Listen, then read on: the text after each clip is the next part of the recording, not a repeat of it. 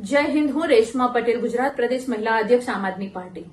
આજે હર્ષભાઈ સંઘવી જે ગૃહમંત્રી છે ગુજરાતના, એના વિસ્તારમાં 221 કેસ બળાત્કારના અને 92 કેસ છેડતીના નોંધાય છે। ગુજરાતમાં અનેક બળાત્કાર અને છેડતીના કેસો નોંધાય છે। ક્યાં છે મહિલા સુરક્ષા? સવાલ પૂછું છું હર્ષભાઈ સંઘવીને।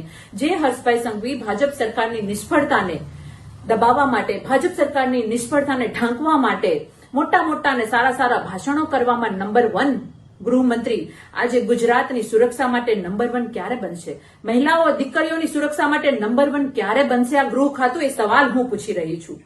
મને દુઃખ એ વાતનું છે કે કાયદાઓ ઘડાઈ જાય છે, પણ કાયદાઓનું પાલન કરવામાં ગૃહ મંત્રાલય સદંતર નિષ્ફળ છે। આજે હું ગુજરાતની દીકરીઓ માટે, ગુજરાતની મહિલાઓની સુરક્ષા માટે કાળી પટ્ટી બાંધી અને હર્ષભાઈ સંઘવીના ગૃહ મંત્રાલયનો વિરોધ કરું છું, ભાજપ સરકારનો વિરોધ કરી છું અને સુરક્ષાની માંગણી કરી રહી છું। તમે સુરક્ષા આપવામાં નિષ્ફળ ગયા છો તો આપી દો રાજીનામું। તમને ખુરશી ઉપર બેસવાનો કોઈ અધિકાર નથી। ગુજરાતમાં દીકરીઓ પીંખાઈ રહી છે। કેટલાય કેસ એવા છે જે છાપે ચડે છે, જે ચોપડે નોંધાય છે, અને કેટલાય કેસ તો એવા છે કે જે એમને દબાવાઈ જાય છે। મારે એટલું ગૃહમંત્રીને કહેવું છે કે તમે આ ખુરશી ઉપર બેસવાને લાયક નથી। અમે ગુજરાતની દીકરીઓ તમારી પાસેથી રાજીનામું માંગીએ છીએ। તમે માત્ર ભાજપ સરકારની વાહવાઈ કરવામાં નંબર 1 છો, પણ ગુજરાતની દીકરીઓને સુરક્ષા આપવામાં ઝીરો છો। આ વાત સ્પષ્ટ સાબિત થાય છે તમારા આંકડાઓ જોઈને।